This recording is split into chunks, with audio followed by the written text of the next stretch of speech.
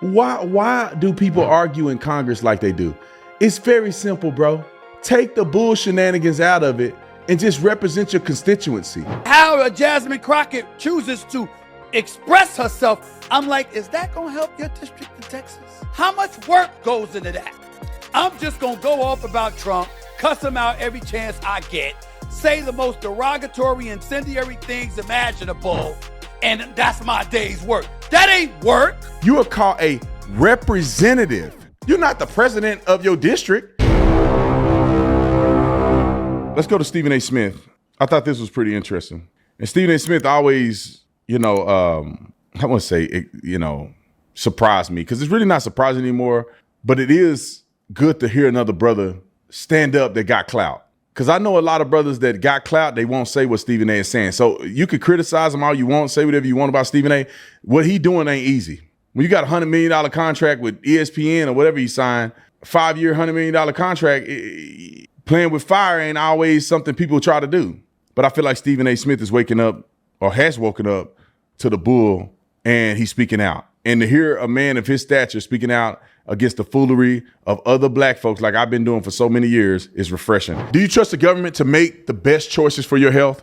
That's right, the same government that shut down the country during COVID and lied about the vaccines. I don't trust them for a second. And when it comes to my family's health, I'll make my own decisions. This year, I've been way more conscious about what I put in my body, and that's why I've been purifying my water with Cove Pure. My water tastes super fresh, and I feel so much better about it, knowing that my wife and kids are drinking clean water, clean, healthy H2O. So how do I know that the government has botched the purity of our drinking water?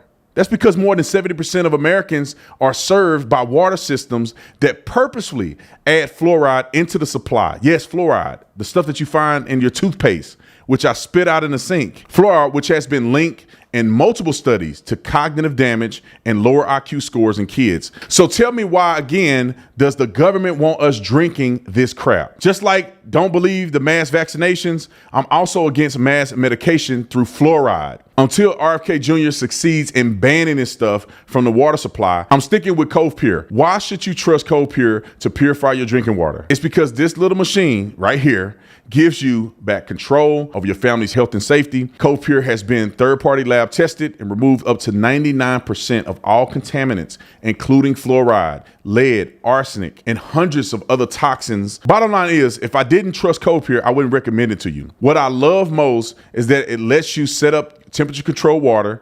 You can set up whichever amount that you want, and the dispenser is very easy, and you can just push a button and the water will come out. It's so easy. It plugs right in. It looks great, fit perfectly on the countertop, and no more cheap filters lugging bottles of water around in your house. The people at Cove Pure are big fans of this channel, and so what did they do? They decided to give my viewers $200 off for a limited time. All you gotta do is click the link below and go to covepure.com/Tatum to get it while supplies last. And to hear a man of his stature speaking out against the foolery of other black folks like I've been doing for so many years is refreshing. Roll clip 1. How Jasmine Crockett chooses to express herself, I'm like, is that gonna help your district in Texas? Aren't you there to find a way to get stuff done as opposed to just being an impediment to what Trump wants? How much work goes into that? I'm just gonna go off about Trump, cuss him out every chance I get, say the most derogatory, incendiary things imaginable, and that's my day's work. That ain't work. Work is saying, that's the man in power. I know what his agenda is. I'm not exactly in a position to stop him since the Republicans have the Senate and the House. But maybe if I'm willing to work with this man, I might get something out of it for my constituency. Because like Joe Manchin said, he's there to represent, or was there for 15 years to represent, the people of West Virginia. She's supposed to be there to represent the people of Texas. I don't know. Maybe that just sounds ignorant because it's so simple. But it ain't that damn complicated. We make it complicated.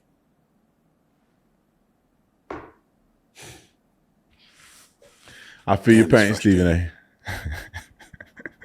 It really can be. I'm going to have to talk to my brother. I'm going to text Stephen A. after this.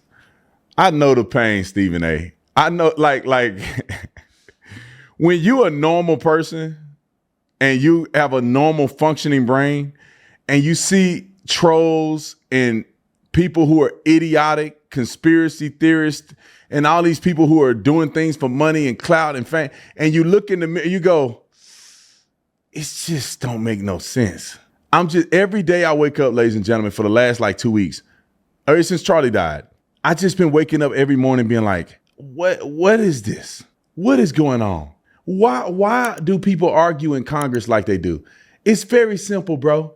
Take the bull shenanigans out of it and just represent your constituency. How about you do like a real congressperson and listen to what they tell you? And even if it's not what you want to do, you're listening to what the people want you to do. You are called a representative.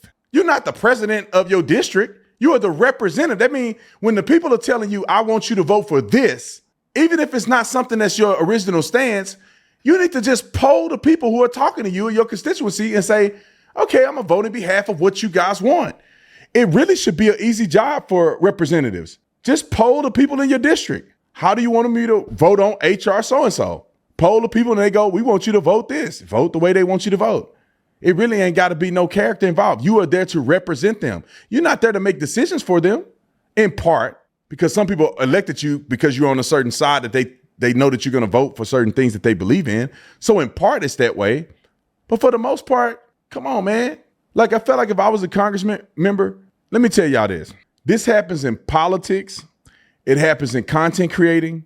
It happens with your favorite influencers. There are some people that are not genuine enough to have a real human experience with another person, meaning that they feel like when they go to Congress as a Republican conservative, they have to oppose everything every Democrat ever said in the history of in the democracy we live in, or a constitutional republic. You know, people don't like a democracy.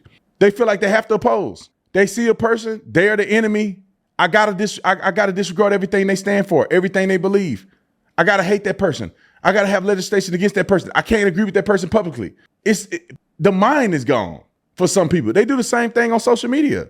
They make a mountain out of a molehill. And that's because they're supposed to. They don't have any independent thought or independent emotional response. They have to hate somebody. It's like when I went on this little relationship show. Before the show, we meet everybody. Everybody talk and have a good time. The women on the show weren't rude to me. They were reasonable people, and I viewed them as human beings. So when I get on the show, I'm not like, look, you nasty slut. You sleep with 400 different men. Your body count is bad. You ugly and fat and stupid and that. It's like, well, behind the scenes, we were getting along. You were fine. I'm fine. Why would I go and blast you like that? And that's not how I really feel about you. That's the same thing that happened with these politicians, man.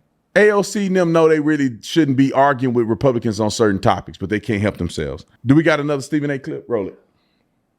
See, we got to stop acting like the Democratic Party is the party for the working man and women, when in fact, Trump won because the working man and women felt that the Democrats were no longer for the working class. Facts. They were for the elitists on the left. Facts. Now, how accurate in pinpointing those things, that's a subject for another day. But clearly that's a perception that existed and still exists. How did that happen? How did that happen? When you got the vast majority of American citizens, this country, the vast majority of your folks are small business folks, small business owners. You got people working in the federal government, people working for small businesses, et cetera, et cetera. That's the vast majority of Americans. Most people ain't on the fringes. Most people are in that cocoon. They're in that clique, rather. So how the hell did the Democrats become a party for elitists with billionaires and those suites and everything? You know why? They were bought off, just like everybody else. That's what the hell happened. You know, it's funny. Some people don't remember. Remember they were talking about Republicans are paid, bought off and everything. And then the DNC had the DNC convention. And it was like $1 million or $2 million to have a suite at the top. And it was filled with multi-million billionaires. And they're the one pushing and saying that Republicans are the ones that's about big money and all this other stuff. And then they got at the stadium, they got all these billionaires in the suites. These people are evil.